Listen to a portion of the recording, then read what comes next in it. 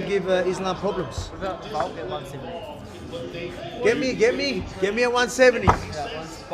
Get me at 170. We'll get you back on the Maccas. Nah, look. Again, feel bad for JDM.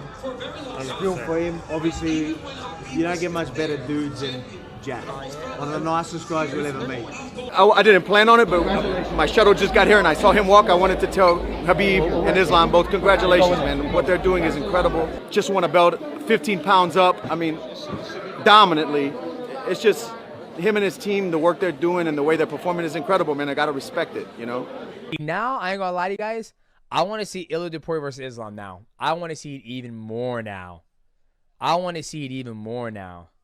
Dude, Ilia versus Islam White House. Make it happen, Dana.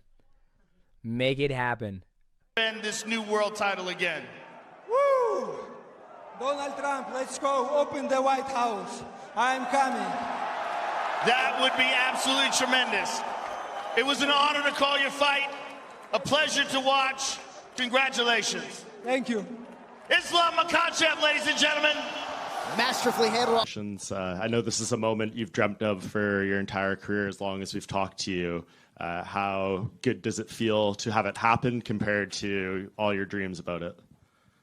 Well, I feel so happy.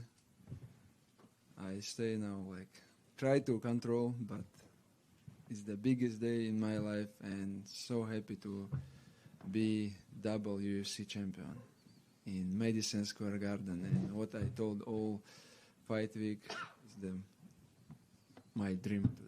Before the crowd had even left their seats after Islam versus JDM, the MMA world was already exploding with takes, debates, and predictions. Analysts, fighters, and coaches from every corner were weighing in, breaking down tactics, comparing skill sets, and arguing over who really had the upper hand. Some nailed key details, others missed completely, and a few almost predicted the fight move for move. So let's rewind and revisit what the experts were saying before a single punch was thrown. Long before the results were known, Alexander Volkanovski had shared some no-nonsense advice for Jack Della Maddalena. He told him to keep the fight in his zone, stay close, apply pressure, and make his striking shine. Volkanovski didn't want Jack overthinking Islam's takedowns or wasting energy worrying about the ground game. His message was simple: trust your boxing, stay sharp, and let your offense dictate the pace. Jack, his game is a pressure you, be in your face, be effective on the feet. And I love that. You need to do that. That's where you're best. That's where you do your best work. Do that. Worry about the takedown when it's there. Obviously with Islam's going to have that better control, but still, you need to be effective on the feet. Last thing you want to do is worry so much on the feet and don't let your hands go. You hear me say this all the time.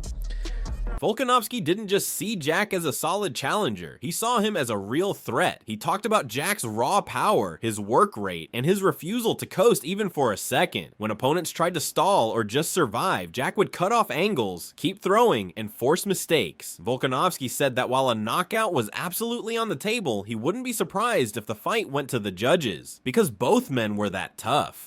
Very, very interesting one. Obviously, I'm going the underdog, going Jack Della Maddalena. Can he get a finish? Of course he can. Of course he can. I think Islam's good enough to survive though when he's gets hurt, grabs something. But Jack does such a great job of, if you're just hanging onto a leg just to stop that, Jack's not the type of guy to just try and win position. He will just turn his hip, grab your hip, turn enough while you're grabbing, just smash, smash, smash. Can you get a reverse from there? Yeah, you can. But can he get the finish? Because he's such a solid and powerful dude. He can as well. So that's interesting. So decision wins looking pretty good here, but a finish is... While Volkanovski focused on Jack's aggression, Michael Bisping took a step back to look at the full matchup. He reminded fans that Islam Makhachev's track record speaks for itself. The man isn't just a wrestler anymore. His striking has evolved, his composure is elite, and his ability to adapt mid-fight is what makes him so hard to beat. Bisping made it clear this wasn't your typical striker versus grappler showdown. Islam could hold his own in every department, whether it was landing heavy shots or locking in a submission when the opportunity appeared. Against someone as dangerous as Jack, that kind of all-around game made Islam a nightmare matchup. Jack Della Maddalena on an 18-fight win streak taking on Islam Makhachev, a man that only has one loss on his record. He got caught by Adriano Martins at the start of his UFC run. His record is 27 wins, 1 loss, 5 knockouts, 13 submissions. The man can strike. Remember, this is billed as a striker versus a grappler or a boxer versus a wrestler. But the man's got submissions and he's got knockouts. Look at what he did to Alexander Volkanovski. Knocked him out with a beautiful head kick. And no one's knocking out Alexander Volkanovski. And he came back after getting knocked out against Topuria and beat Diego Lopez to become the champion again. And the man's flying high. He's a future Hall of Famer. What I'm saying is, Islam Makhachev can strike. He had moments as well against Dustin Poirier, who's one of the best strikers that the lightweight division had in recent memory. So I don't think that even if it's on the feet, it's going to be easy for Jack Della Maddalena. But when you look at the form that Islam Makhachev is on, last time beat Renato Moicano, did it very easily in the first round. Dustin Poirier took him to the 5th round but got the finish. Before that, knocked out Volkanovski with that beautiful head kick. And prior to that, had a really close fight with Alexander Volkanovski. Again, don't let that fool you. Volkanovski is a tremendously talented fighter that was the pound-for-pound #1 at one point. Remember that. However, Jack did. Bisping also reflected on Jack's big win over Belal Muhammad, calling it a perfect momentum builder before facing the champion. He praised Jack's footwork, crisp combinations, and the high-level guidance coming from his corner, especially from Craig Jones and Volkanovski. But even with that momentum, Bisping said, Islam was on a completely different level, John. Growing up in the Dagestani grind and training in a camp full of world champions had forged him into someone who thrives under pressure. And fighting at Madison Square Garden, with Jack defending his title for the first time, only raised the stakes. As Bisping saw it, Islam's experience and discipline made him the favorite to walk away with the win. Beat Belal Muhammad. And that's the perfect warm-up fight. I've said this many times, okay, because Belal could be bigger. He might be stronger, but he's not Islam Makhachev. It's a good warm-up. He's got beautiful boxing, probably the best in the UFC. He's got excellent footwork. He's got Craig Jones helping him out in the corner. He's got Alexander Volkanovski flying down to help him out and give him some tips and tricks and secrets of the fights that Volkanovski had with Islam. However, will it be enough? We got to remember, Islam Makhachev was bred for this ever since he was a little boy. There's just something different about him, about his team, about Habib, about Eagle MMA, about Abdulmanap Nurmagomedov, the lineage, the heritage, and just the kind of fighting spirit that these men have. Islam Makhachev has been bred for this moment, and he's been in these kind of big moments before. Remember, this is a super fight going down at Madison Square Garden, and this is Jack Della Maddalena's first title defense. On Instagram last week, I said that Jack was going to win. But now I think about it more. I did an episode of my podcast with Paul Felder. And the more I thought about it, the more I started to think that Islam wins this fight. Then Israel Adesanya jumped in with a take that turned heads. He backed Jack Della Maddalena to win by knockout. Adesanya believed Jack's relentless pressure and toughness would force Islam to fight standing up, where Jack could land clean, damaging shots. He also noted that fighters like Dustin Poirier had managed to survive Islam's submission attempts before, proof that Islam wasn't untouchable after watching Volkanovski push Islam to the limit. Adesanya was convinced that Jack had both the power and timing to shake up the division. His confidence in Jack's chances added even more fuel to the fire, splitting opinions across the MMA community. I'm not trying to count Islam out, but I just know Jack. I know that when Jack keeps getting up, it's going to be a problem, and Islam's going to be forced to strike.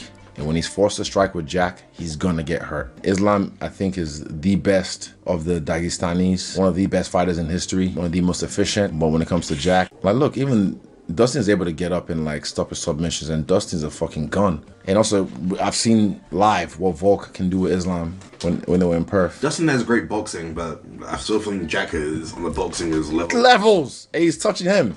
So that's why I know he's gonna hurt Islam. I do think, Islam, I'm not disrespecting, I think Islam will be able to get him down, but for how long? It's not for long. And also he's gonna get stuffed from the beginning, in the middle, till Jack ends it. In this fight, not just because it's Anzac United, I really think that Jack Della Maddalena has the skills to stifle Islam's game and be able to just put it on the feet and knock him out. Might be second round, might be third.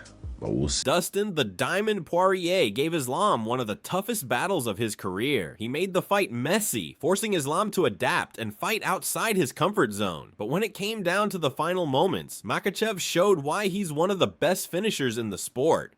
His submission game is sharper than ever, and that 5th round ending was proof of how dangerous he's become. Now, the focus shifts to Islam's next huge challenge, moving up to welterweight to face champion Jack Della Maddalena at UFC 322 in Madison Square Garden. I think Islam Makhachev is a better version of Bilal. I even think it's the striking on the feet, I think it's easier than Bilal, because he'll stay in one stance, he's more traditional style. But yeah, he's the pound for pound #1, so it's a tough fight, but I guess we'll watch all his fights again, make a solid game plan, and then just start working at it. From pretty much now, I'm going to start working on ways to beat him, different ways to get back to my feet, stuff in the takedown, but I'm pretty confident I can get this one. The big question now is whether Islam can handle the size and power of welterweights. Jumping from 105 to 170 pounds is no small change, and Jack Della Maddalena isn't just any opponent. He's one of the best boxers in the UFC with precision striking and knockout power. The matchup will test Islam's timing, strength, and defense in a whole new way, but one thing fans respect most about Makhachev is his willingness to take risks. Heavyweight contender Tom Aspinal even praised him for always stepping up, even when the circumstances aren't ideal. Islam, but yeah, Islam did what he was supposed to do. Went out there, fought whoever was put in front of him, which is what champion's supposed to do.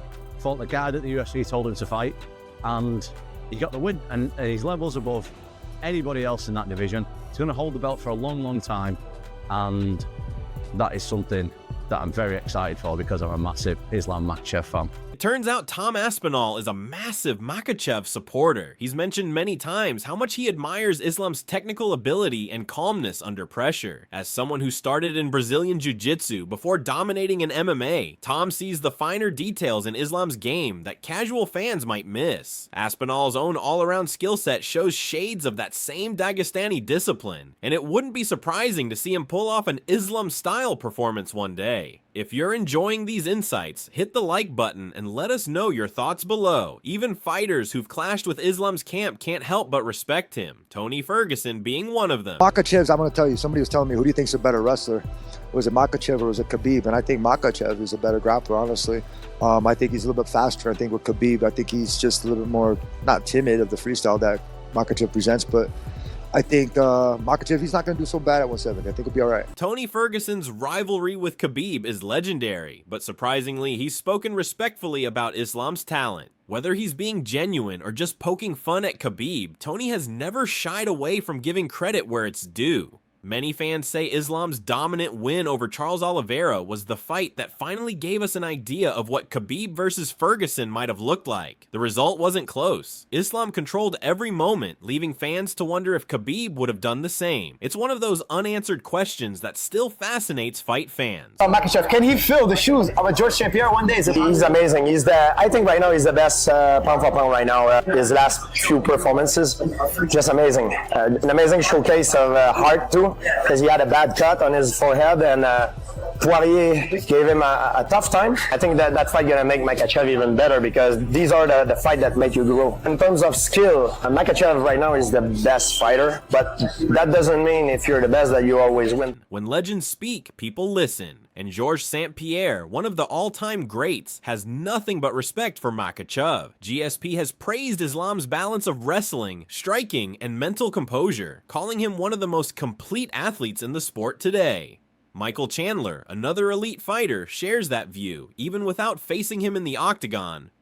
Chandler says it's clear Islam is operating at a championship level that few ever reach. Is the best lightweight in the world by far with his performances, and I have no problem saying that.